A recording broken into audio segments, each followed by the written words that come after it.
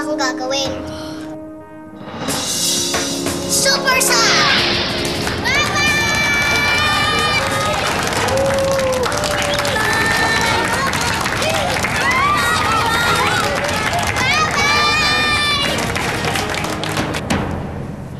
Cholo. Renzo. Cholo. Gising, gising. Gising.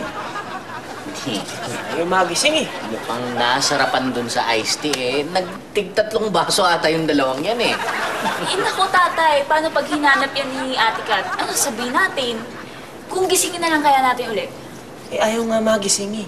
Gisingin na nga lang natin. Ang kukulit nyo, ayaw nga magising. Gumising nga kayo. Ayaw magising. Tatay, alam ko kung paano gisingin sila. Talaga? Sige nga, ikaw nga.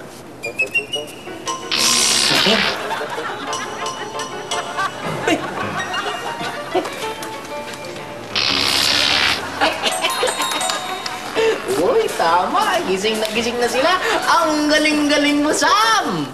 Talagang magaling si Sam. Nakita natin kung paano niya tinalo si Valentina. Napasabog niya. Ha? Sabog? Ano sumabog? Si Valentina po.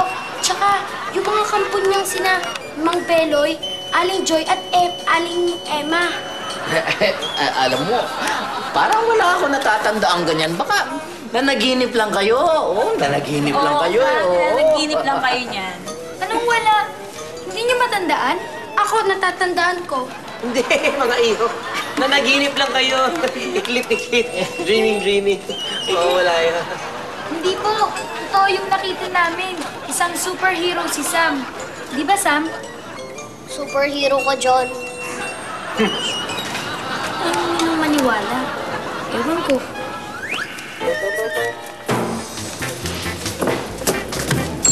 Papatunayan namin sa inyo na totoo yung sinasabi namin.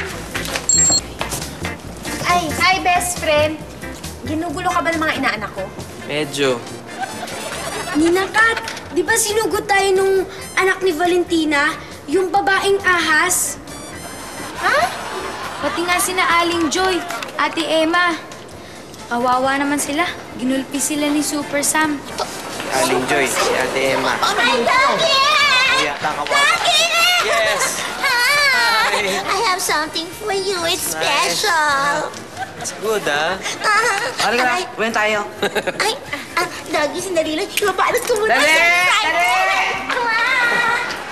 Ba't parang hindi sila nasaktan? Eh, yan tibay-tibay no. Paano masasaktan yung dalawang yun? Eh, si Mang Beloy po. Siguradong hindi yun makakalakad. Dahil ginulpi rin yun ni Super Sam eh. Beloy? Oh, eh, yung si Beloy. 1,202! Oh, lakas-lakas ni Beloy. Paano nangyari yun? Eh, yung anak ni Valentina, imposible yung mabuhay eh. Dahil kitang-kita ko sumabog siya dun, oh. Sumabog. Naman. Oh, eh, yun yung ano eh. Yung anak ni Valentina. Ayan oh, parating oh.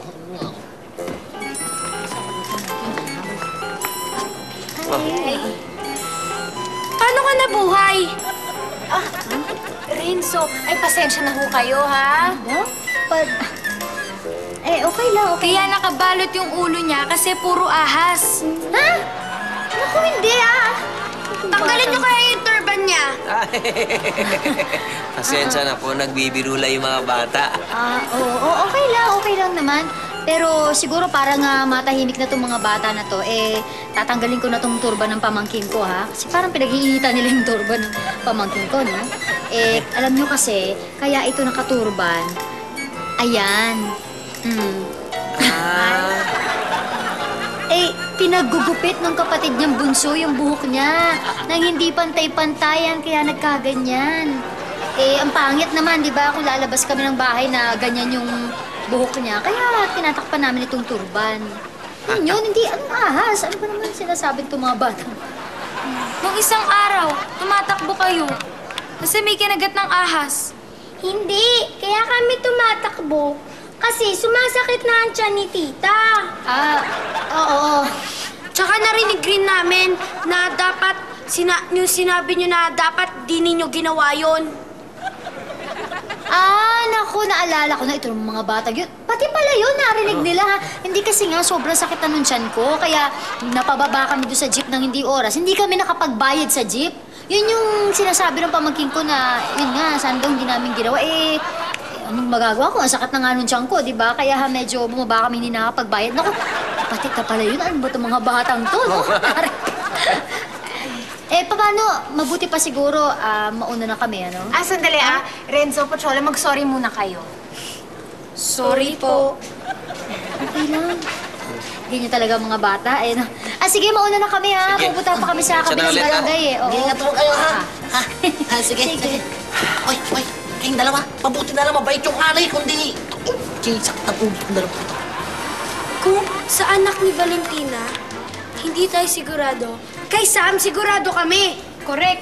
Kitang-kita namin na binuhat ni Sam yung ref nila.